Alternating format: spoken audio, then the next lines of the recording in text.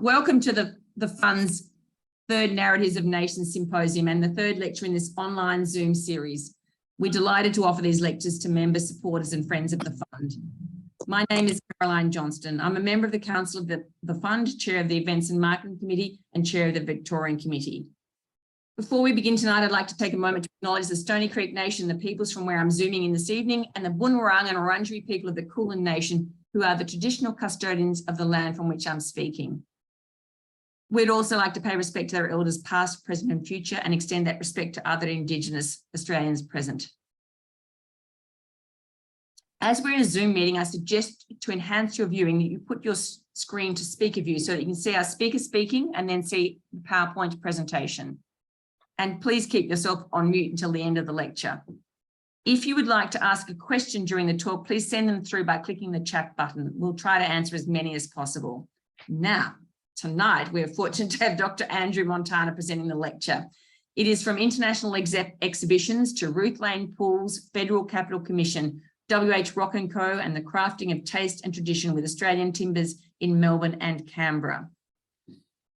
Rocke Co was established in Melbourne in the 1860s and was Victoria's successful and largest furniture manufacturer, and created a lot of stylish and impressive furniture to showcase Australian timbers both here in Australia and in London. They worked until the early 30s and were responsible for some of the cabinetry and upholstery work of Canberra's official residences under the direction of Ruth Lane-Poole. Casting the context wider, this well-illustrated presentation showcases Rocke Co's work and the interest in the revival of historic British styles in Australian timbers, long championed by Lane-Poole and her associates from Melbourne. Now, about our speaker tonight, Dr. Andrew Montana. An honorary research fellow, Dr. Montana was a senior lecturer in art and design for almost 20 years at the Australian National University. In 2013, he was the curator of the exhibition Australia Revealed, Decorative Arts from the Australiana Fund. The author of books, chapters and articles, he engages with the intersection of art, architecture, design and the decorative arts in his ongoing research. Most recently, Andrew has contributed 2 chapters on the Australian decorators Lion, Cottier and Co. to the book Daniel Cottier, Designer, Decorator, Dealer, published with Yale through the Paul Mellon Centre for Studies in British Art, London, 2021. He was awarded the Ivan Barker Award for his published research in the French Australian Review. I'm glad you actually could hear that. No, I'm sorry about earlier. I'd now like to welcome Andrew to speak and thank you him for joining us tonight. Over to you, Andrew. Thanks very much, Caroline. And thank you for that warm introduction and very comprehensive. And welcome to all our participants this evening. It's a great joy to be amongst you and to share some of the research that I've been involved with that Caroline has indicated. I'd just like to remind you of the publication here, Australia Revealed. I've known about the fund since its inception in '78, but I had the honour of being a curator for the show at the Canberra Museum and Gallery in 2013. And of course, this fabulous book here, which has been published just a few years ago, Collecting for the Nation, one of the most handsome volumes available, I think, for quite a long time. The shelf life is a long time for that book, beautifully illustrated, and it's full of art, social history, architectural history, design history, by significant authors, and of course, Ruth Lane-Poole's catalogue by Margaret Betteridge for the Canberra Museum and Gallery. So look, that is the sort of genesis of my ongoing involvement. So look, I'll start the presentation now and I'll move right into it. So I'll share screen with you and I'll just get the formalities of that up and running. And I think we're set. Okay, so the title is From International Exhibitions to Ruth Lane-Poole's Federal Capital Commission, W.H. Rocke Co and the Crafting of Taste and Tradition with Australian Timbers in Melbourne and in Canberra. So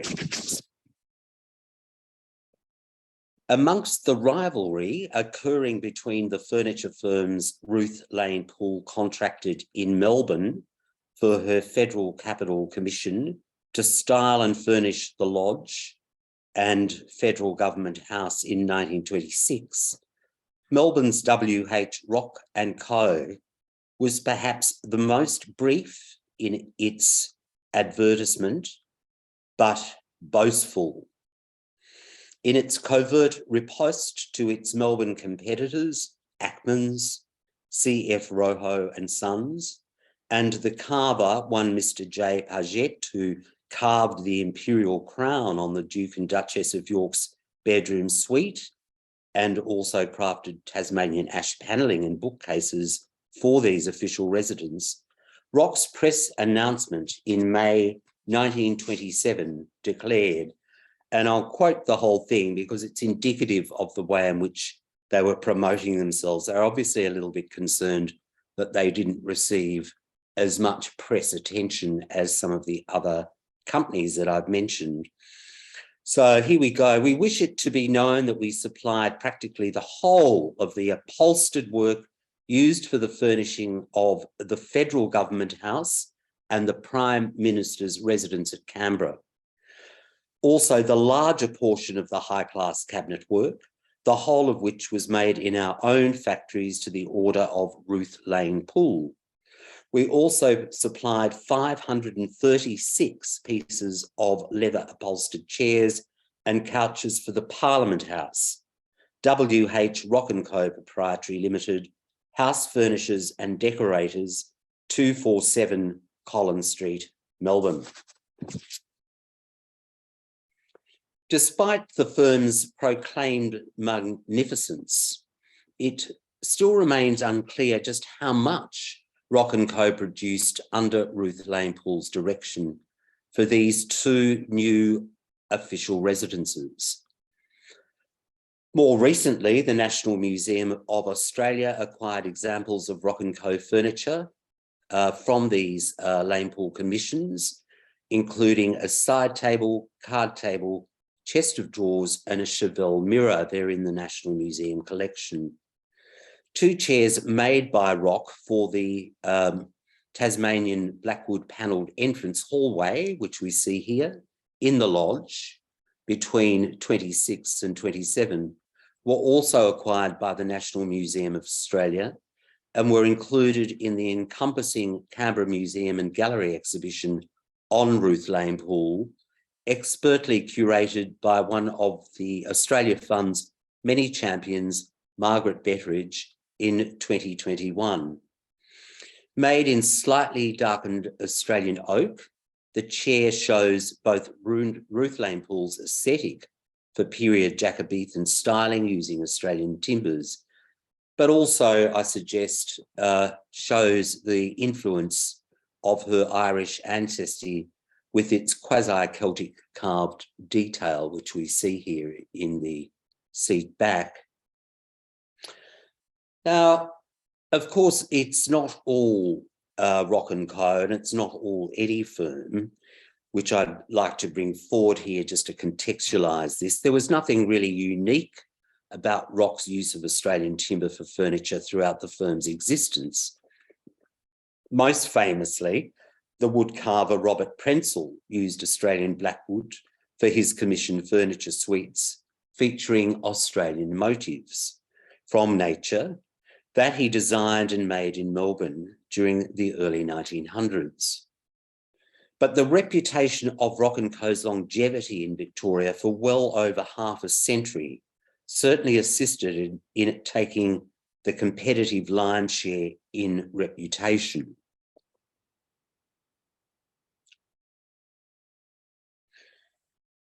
The Australia Fund's chair is the Australia Fund's chair, because I'm talking furniture, sorry, Jennifer.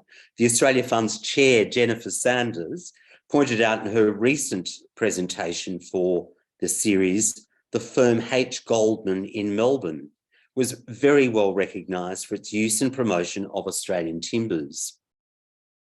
And we see here this quite contemporary crafting, arts and crafts crafting in Australian timbers. Further, Goldman sent many exhibits to the Panama exhibition in California in 1905 and fitted out rooms with furniture, including a room in Australian mountain ash for the Victorian Forestry Commission at the Large Empire exhibition in Wembley, London in 1924. The Australia Fund has a very handsome desk made by H. Goldman for the Duke of Gloucester in 1935 in Australian timbers. And we see this here, and this example suggests the changing nature of this firm's styling according to a commission. In other words, the manufacturer moved between the 18th century furniture and Georgian revival styles fashionable in Melbourne in the first decades of the 20th century and more modernist forms that utilised arts and crafts structure.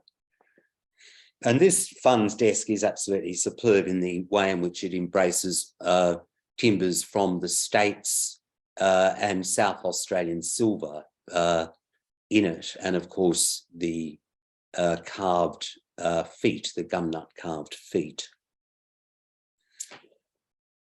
In 1922, the archival record indicates that most of the period revival furniture throughout Ruth Lane-Poole's own residence in Perth, before she came to live in Melbourne after travelling back to Britain and Ireland, was made in superb jarrapine, selected by her husband Charles, and made to Lane-Poole's designs by the Perth branch of the Melbourne-based firm Robertson and Moffat around the mid-1910s, before that firm was taken over by successors in Western Australia prior to 1920. A champion of Australian timbers and the conservator of forests for Western Australia between 1916 and 1921, Ruth Lane-Poole's husband Charles represented the Commonwealth Government when the British Forestry Commission included a large selection of Western Australian timbers shown at the Empire Timber Exhibition in London in 1920. With their Perth residents, including furniture reproductions in the Adams style and some furniture upholstered in Morris & Co fabrics, this Australian Jarrah furniture was a precursor to Ruth Lane-Poole's patronage of Melbourne firms using Australian timbers between 1925 and 1927, and her furniture styling in the lodge for Prime Minister Bruce and his wife Ethel, and Yarralumna House for the Governor-General and his wife, the Lord and Lady Stonehaven. Ethel Bruce was Lane-Poole's friend through Melbourne society and the arts and crafts exhibitions in which Ruth exhibited. Ethel was also an advocate for Australian timbers, reflected in the use of Queensland maple panelling for the large hall in the Bruce's private residence called Pine Hill, which we see here, built in a quasi-southern Mediterranean style near Frankston, Victoria. With some architectural echoes of the lodge, Pine Hill had much larger proportions, of course. I think Bruce's budget was a lot larger than the government's. Another of Lane-Poole's close Melbourne friends was the architect Harold Desbrouwer, who went on to design the Lane-Poole's superb residence Westridge House in Canberra in 1927, which we see here, where the family soon lived after the opening of the forestry school directed by Charles. Westridge House was a natural successor to the arts and crafts house called Westerfield, which Desbrouwer designed for Charles Lane-Poole's supporter and Australian timber enthusiast and arborist, the businessman Russell Grimwade, located at Baxter near Frankston outside of Melbourne in 1924. And we can certainly see, this is Westerfield, the Russell Grimwade house, built 1924, And the image on our right is Westridge, built a few years later. So the Lane-Pooles were very much a part of Des Brouwernia's circle and scene, and were well aware of the type of really quite modern examples that extend the arts and crafts ethos into the then contemporary world. Arguably, as I've got here, they're both essentially country houses oriented to their surrounds, most important aspect of that type of planning.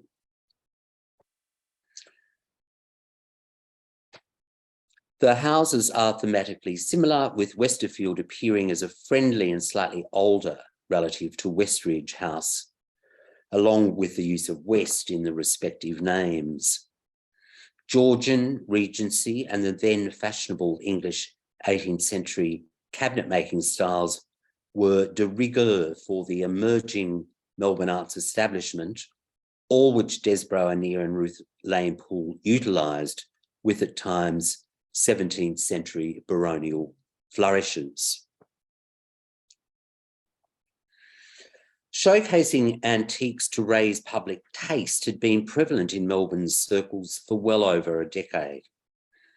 From 1914, for instance, the National Gallery of Victoria showcased a large collection of antiques gifted by the wealthy, working-class-born Melbourne hotelier John Connell, and reassembled fittings from an early 19th century Georgian room in New South Wales, Cedar, partly dressed by the early colonial revival architect William Hardy Wilson, therein promoting the fashion for antiques in Australia further, putting them out there as emblems of taste.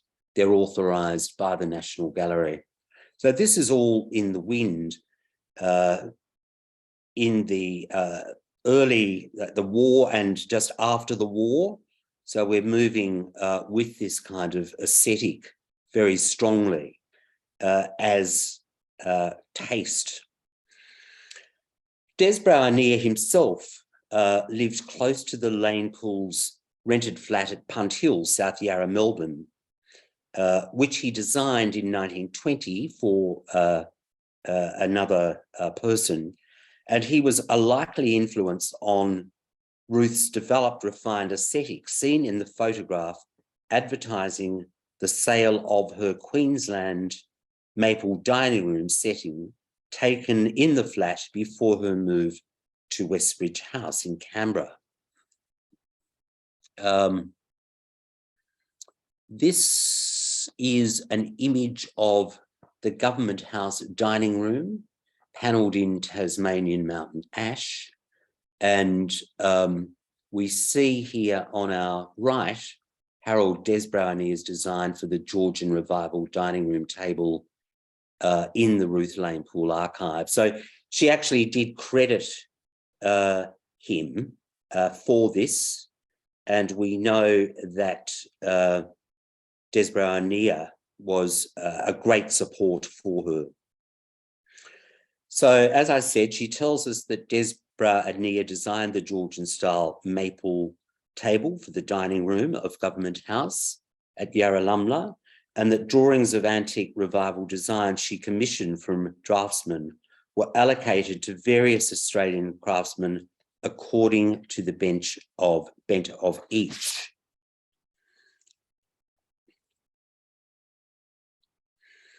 An arts and crafts champion who believed in truth to materials, honesty of construction, and ornamental simplicity, Des Brouwernia had a ready ear with Ruth Lane-Poole, as she did with him. And she wrote about his architecture and furnished interiors in some of the many articles she penned for the Australian Home Beautiful, prior to and just after her federal capital commission. You must wonder what this slide is doing. It's a clanger, a red herring, not really, but it's to demonstrate the change, the remarkable difference between the Lane-Poole and Desbrownier aesthetic with this Rococo revival. There is no Rococo revival in Federal Government House or the Lodge. And I go on here. Such was their influential friendship. Like Desbrownier, Lane-Poole aimed to modernise tradition in design and to create a sense of historic British lineage and continuity for the Australian Commonwealth, whilst ensuring that elegance was united with comfort and simplicity. The furniture was wax polished, often dull, but there was no French Rococo revival panelling and detailing in Lane-Poole's styling, no Bombay curved front commodes and fortes, no restless serpentine silhouettes, or belated Art Nouveau flourishes, or gilding and pomp, or late Victorian and Edwardian era exuberance.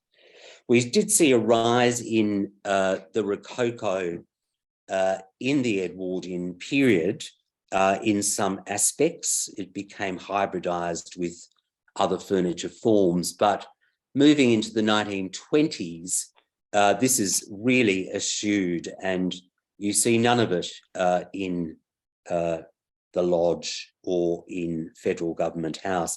After all, this was a part of the British Empire, and her selection of then fashionable British antique styles from the Jacobean period through to the English 18th and early 19th centuries were interpreted by firms such as Rocke.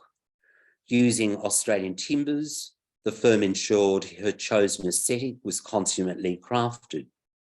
Desbrownier lectured on the use of antiques in the Australian home at Rocke Co's building in Melbourne in 1932, just after Rocke Co was sold and its stock absorbed into the Myer Emporium, the department store for which Anea designed the display room suites used by Lane-Poole for her home furnishing advisory service in 1927. And we see the furnishing of a modern home here from the Australian Home Beautiful for her advisory service.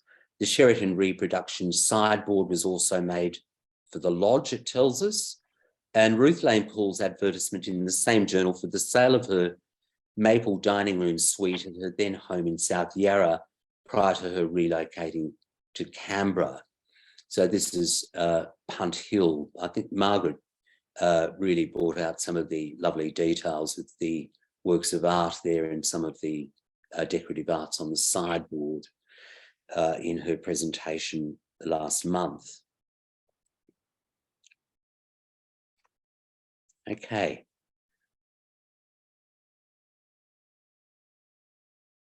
Right.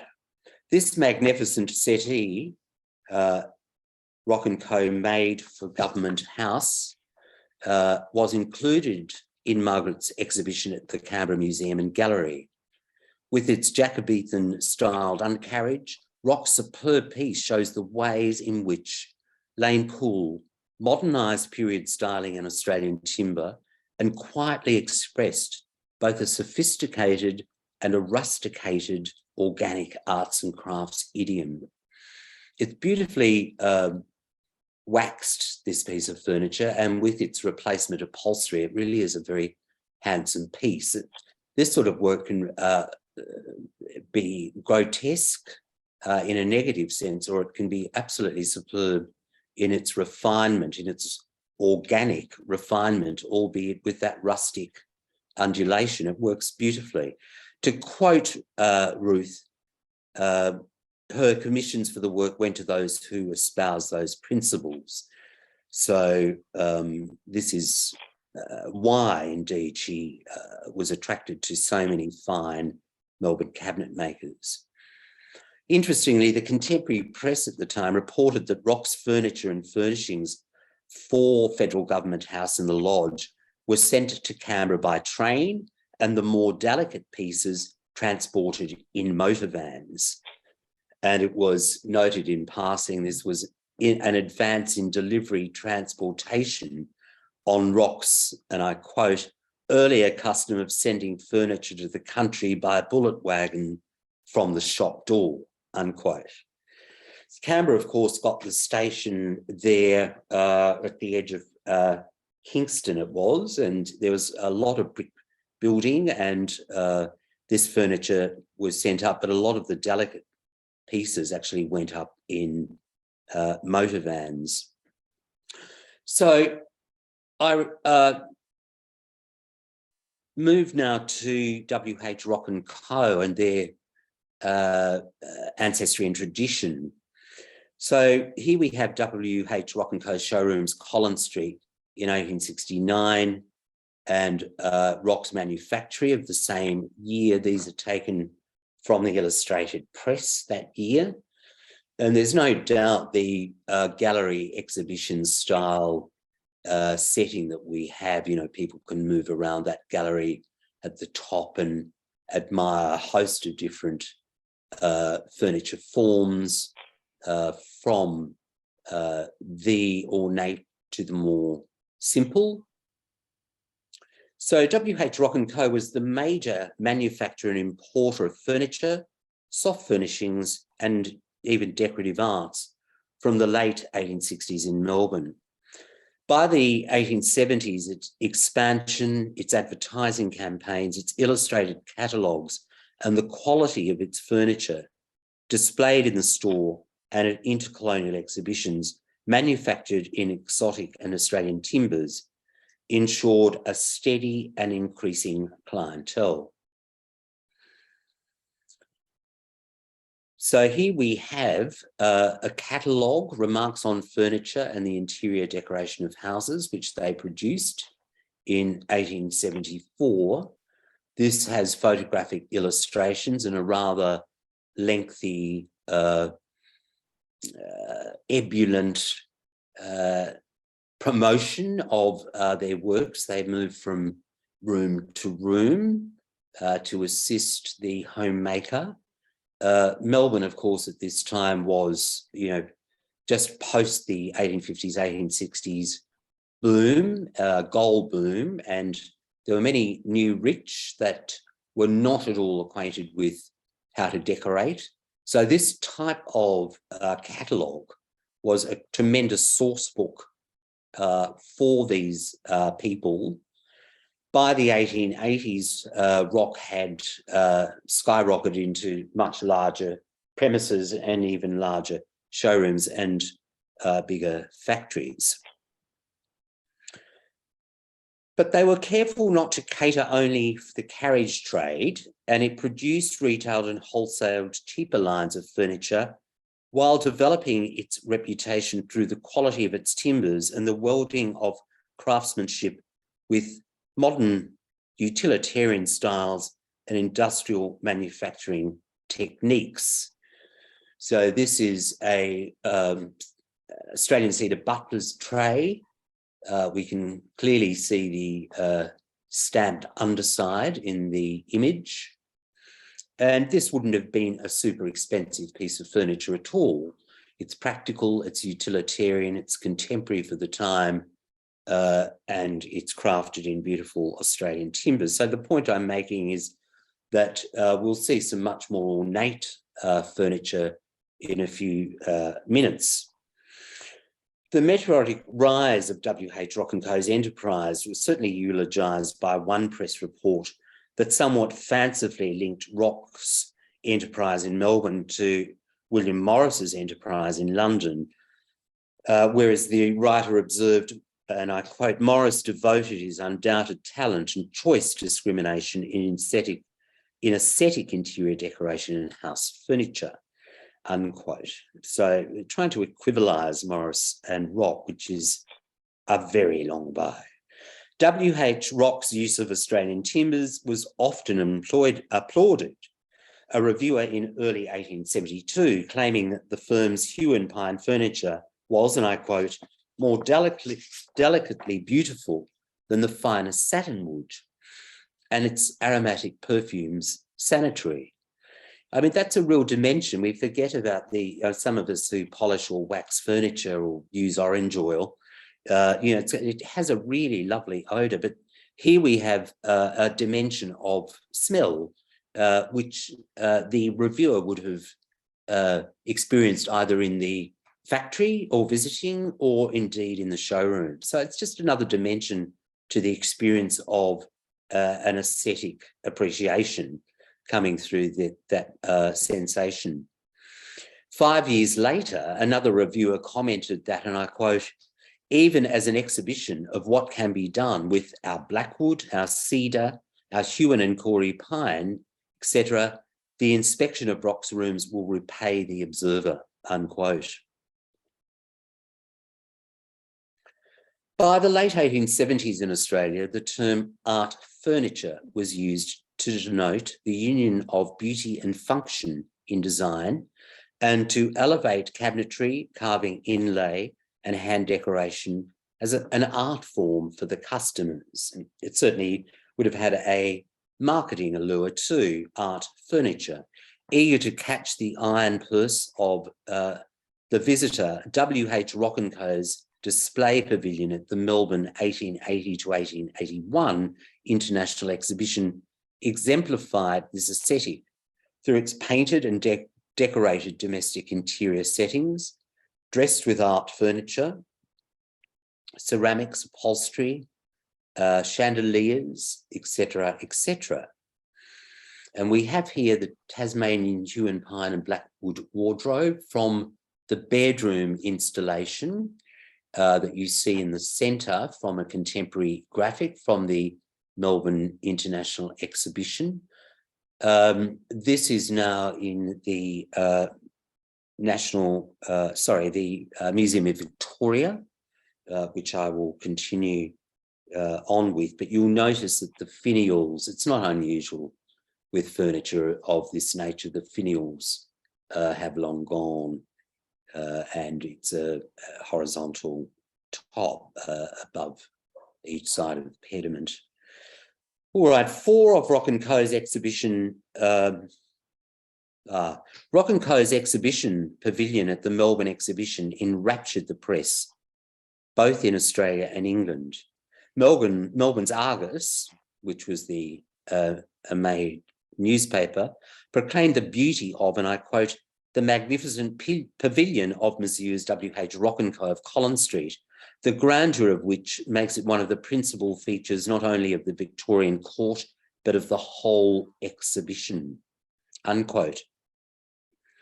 So 4 of Rocke Co.'s exhibition pieces for the major bedroom suite are now in the Museum of Victoria's collection. The wardrobe, a dressing table, chest of drawers, and the marble washstand. These pieces, in the combined Adam and Renaissance style, sat in a large painted and draped interior bedroom setting, floored with Australian blackwood and Tasmanian Huon pine parquetry. It just must have been superb.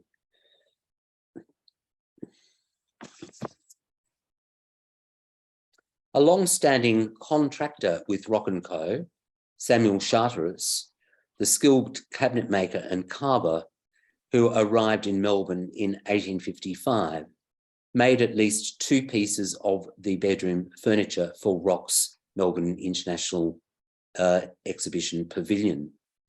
The blackwood and Huon pine dressing table and an accompanying chest of drawers seen in Rocke & Co.'s main bedroom exhibition display certainly bear the printed mark S.P. Charteris, Art Cabinet Maker, 112 Cambridge Street, Collingwood, which was then an inner city, well, still an inner city, but a lot of factories and manufactories and printing houses, all of which are now, if they have survived, apartments.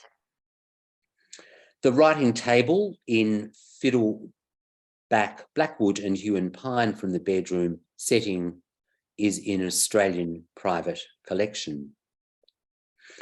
The bedside cabinet, also in the Museum Victoria's collection, which we see here, is from the second smaller bedroom displayed along the exterior northern wall, which included a suite of bedroom furniture of Australian blackwood with mouldings and carvings. The cabinet's inlay is geometric after a Grecian key design and is different from the foliated inlaid ornament on the main bedroom suite. I'll just go back to that. When you look at that central image, the contemporary graphic, it is like a box stage set. You could walk into it, and on the outer walls, the three outer walls of each side were displayed a dining room setting, another smaller bedroom suite, which I've just referred to with the bedside commode. So it was quite, it was theatrical. You moved into this space. You could also move around its outer perimeter. So this was not unusual this had been going on internationally for some decades in the international exhibitions. Rocke, for the Melbourne exhibition, they really went to town on presenting a superb advertisement for their work and their modern aesthetic. Okay. On the eastern platform, skirting the exterior of Rocke's pavilion, was the large drawing room display, which we see here, claimed to be the finest portion of the exhibit. The cabinet to our left, in what was termed the early English style, is now in the National Gallery of Victoria and is made of satinwood ornamented with ebony, holly and purple wood. The cabinet to our right in the graphic was made with the exotic and Australian timbers, including thuya inlaid with ebony, holly, purple beef and orange woods.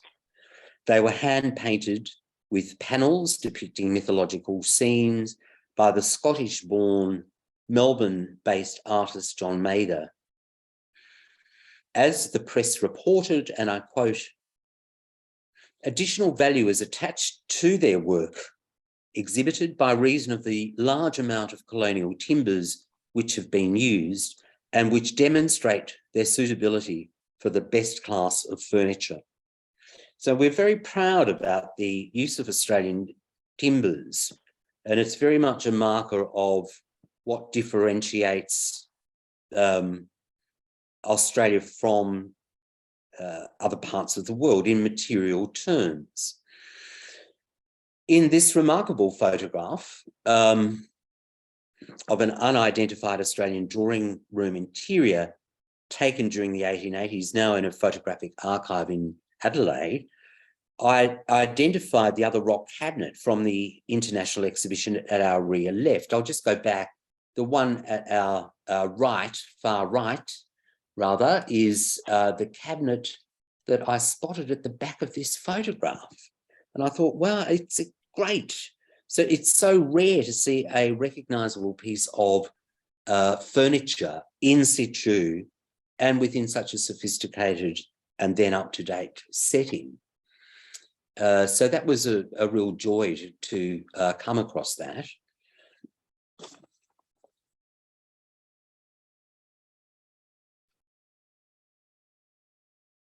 Okay, so we move to this large piece of blackwood and beveled glass furniture. And this is in the National Gallery of Victoria, and it was part of a large suite of dining room furniture made by Rocke Co at its Carlton factory in Melbourne for their large room display in the Victorian Court at the Colonial and Indian Exhibition, London, in 1886. The suite incorporated a dinner wagon, a chimney piece with a tall overmantel, it would have been massive, extension dining table, 12 chairs, couch and 2 easy chairs made entirely from Australian blackwood. This sideboard appears to be the only piece from the suite to have survived or surfaced. One never knows. The blackwood came from the Bass River district in Gippsland, Victoria, and the suite purportedly cost £700 to manufacture, with Rocke Co's entire exhibit valued near £1,500, which was a lot of money in 1886. Vying for attention with competitive firms, Rocke Co's objective in sending the suite to London was to bring to the notice of the English trade the qualities of this timber and encourage trade between Australia and England. The London firm James Shoalbred and Co, with whom Rocke Co competed for Australian clientele, decorated the Western Australian court at this exhibition in 1886 in London and exhibited furniture made from Western Australian timbers. The New South Wales Commission also ordered and sent an impressive dining room suite manufactured in Richmond River Cedar by Wallach Brothers in Sydney to also showcase Australian timbers. But the accolades rested on Rocke Co's exhibit in London. That would have been because of its monumentality, its fashion, its up-to-date fashion and its craftsmanship and quality. An Australian correspondent writing from London countered English snobbishness when they praised Rocke Co's furniture exhibit at the Colonial and Indian Exhibition in 1886. And I quote, "All our manufacturers are well shown. Rocke Co has a splendid exhibit of furniture made of native woods, which rather astonishes some of those Britishers who are woefully ignorant of our part of Greater Britain, a goodly number of whom are very indifferent to us and our interest," unquote. Rocke Co exhibited the same suite at the 1888 and 1889 Centennial Exhibition in Melbourne as a part of its massive and splendid furniture and furnishings display. So the lighter style of Rocke Co's art furniture in the former 1888 Melbourne International Exhibition was in fact replaced by sturdier styling, Elizabethan, Renaissance and Jacobean revival styling.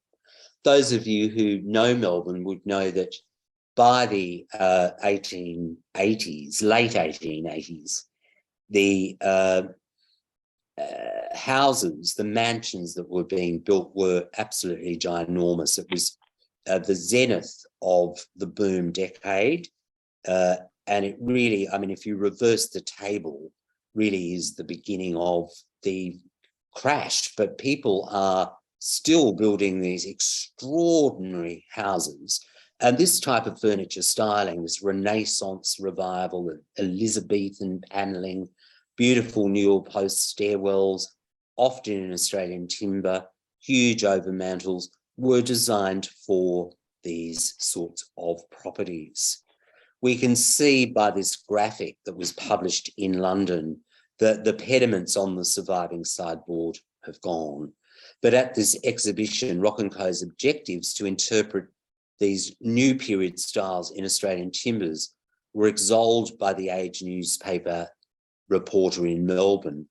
And I quote, "It is made obvious that our wealthy citizens can furnish their houses out of local resources with objects of elegance and refinement not to be surpassed from the centres of European art and civilization," unquote. Impacted by the severe economic depression of the early 1890s, Rocke Co went through several new ownerships and soon resurged as a leading importer, retailer and manufacturer of modish furniture in modified Art Nouveau, arts and crafts and English 18th century revival stylings. This is just an example of a vitrine that they did in 1910, a rather classic piece from that period, which incorporates an 18th century revival, but in a very sort of arts and crafts contained way, with a beautiful inlay embellishment there. But it's a lovely display case. They're very good stylists. I mean, that's a word that we must use. They've always had their eye on overseas trends and how these could be modified and how they could be reimagined in Australian timbers for the local market, if not the import market. And here we have another example, Queensland Maple Dining Suite, clearly in an 18th century revival style, circa 1925. The design for dining extension table shows detailing similar to Rocke's furniture from Ruth Lane-Poole's archive for the Canberra Commission. So they're on the pulse, definitely.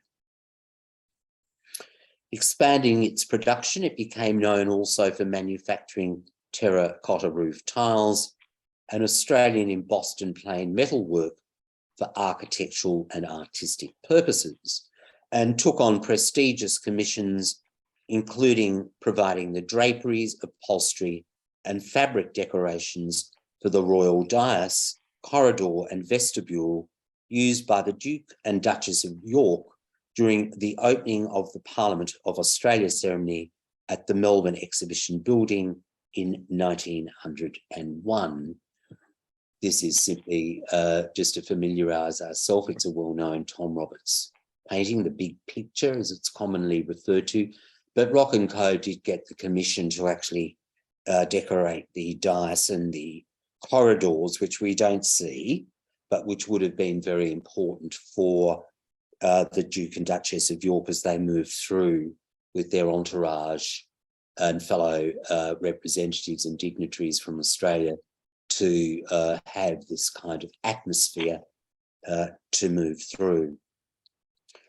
So between 1926 and 1927, the firm supplied the upholstery for Federal Government House and the Lodge, and as introduced at the beginning of this presentation, claimed that it made much of the high-class cabinet work in Australian timbers for these official residences under the design coordination of Ruth Lane-Poole.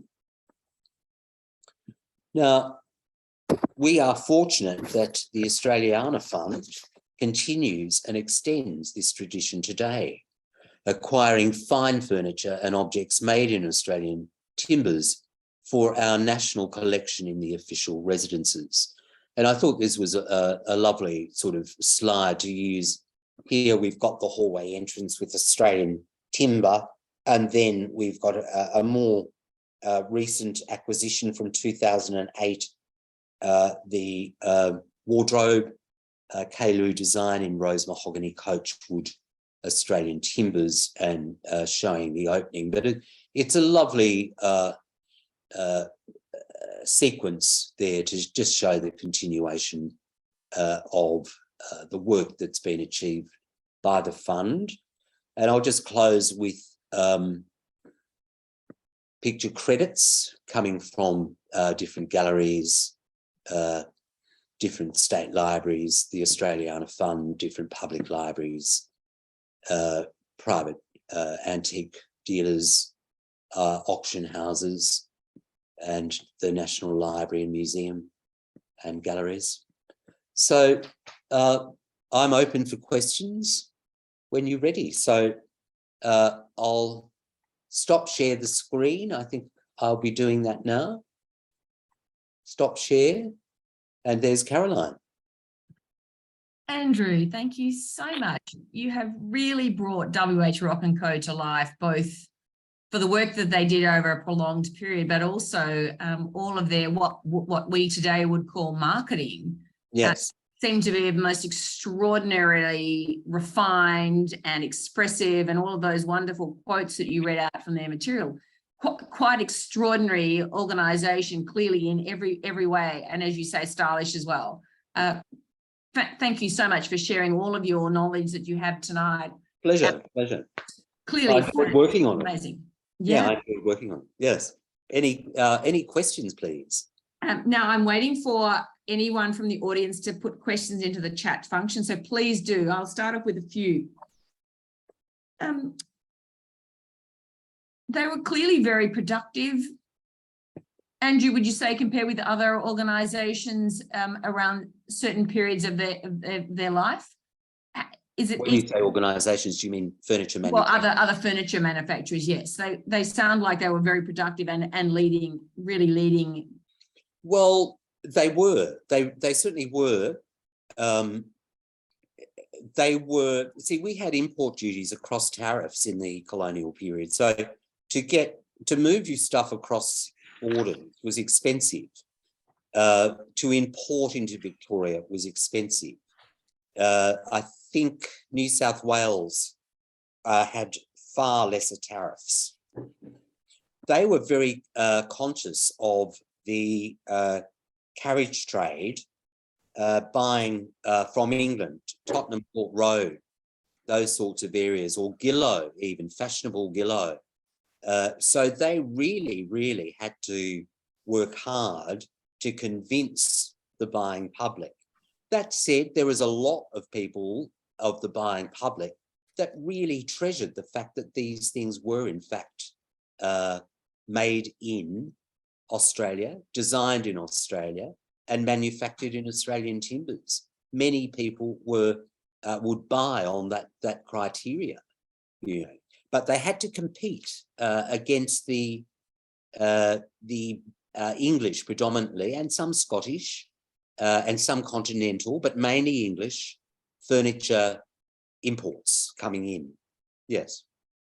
And Katrina Quinn's asking a question. She's intrigued by the mention of the overseas trade shows, especially the Empire Timber Exhibition. She's wanting to know how successful or influential this was. She was thinking of a London decorator, Betty Joel, who used a lot of Australian timbers in her designs made in London and thought them the best quality.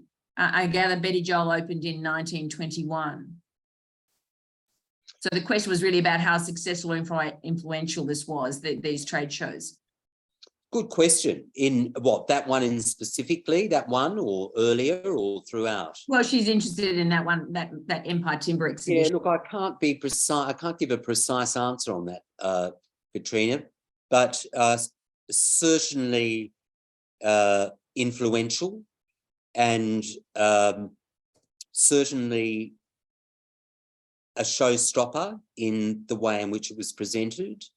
And there are a lot of people moving around between nations, and that would have also had an impact on the success and popularity. But by no means did it override in any sense the English love for the English. And a comment about the funds collection. Yes. We seem to have a number of high quality manufacturers in Melbourne in our collection compared to Sydney. Was that the case, or do you think they were just better at marketing themselves? Sydney did do some work for the federal houses. There was a large company up there that did some work. No,